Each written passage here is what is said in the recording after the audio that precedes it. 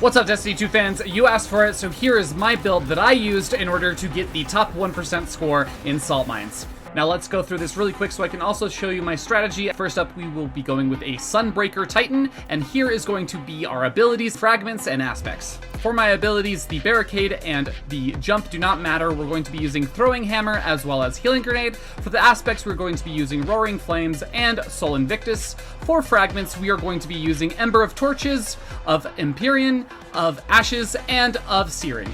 For the exotic, we are going to be using Wormgod Caress, but if you feel like you're missing your hammer throw quite frequently, you can definitely use Melis Panoplia as well. For my armor mods, in my helm, I am going to be using Hands-On, Super Font, and Harmonic Siphon. For the arms, I'm going to be using Melee Font, Heavy-Handed, and Impact Induction. For my chest, I'm going to be using resistances that line up with the deadly threat of the day.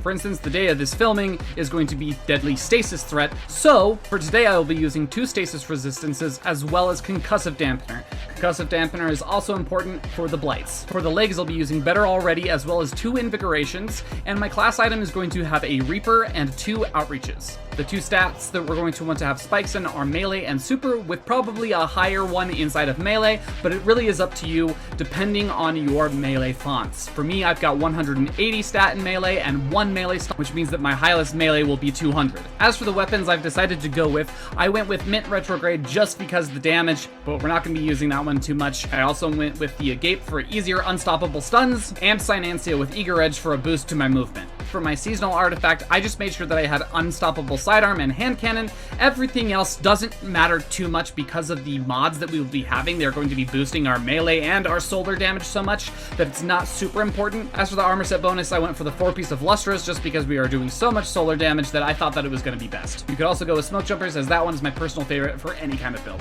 As for strategy for Salt Mines, here's our modifier overview. For challenge modifiers, we're going to be going with Threads instead of Rage because that makes the bosses easier to destroy. We're going to be going with our daily deadly threat, and then I'm going to be picking up Glass Cannon, Grounded, Blasts, and Match Game. For player stakes, I always choose Pressure Cooker, Touche, no starting ammo, Brawn, and of course Extinction, which means we're going to want to stay alive for the entire encounter. Then for my boon and event modifiers, I go with Solar Surge, Full Throttle, Brawler, and of course I'm keeping on Close Danger trade-off. Now, when we jump into the mission, the first thing that we should be looking for is to make sure that we have the right side objective. Unfortunately, as I jumped in just now, I have precision takedowns completed.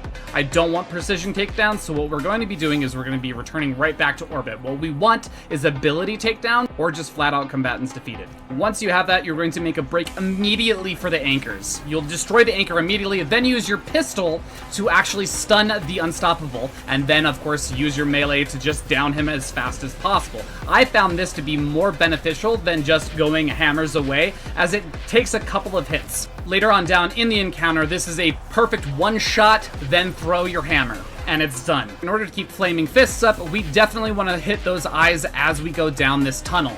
This allows us to keep Flaming Fists up without actually entering into any super bad fray. And then of course, right when we see it, we run up and we are going to hammer the rare spawn down.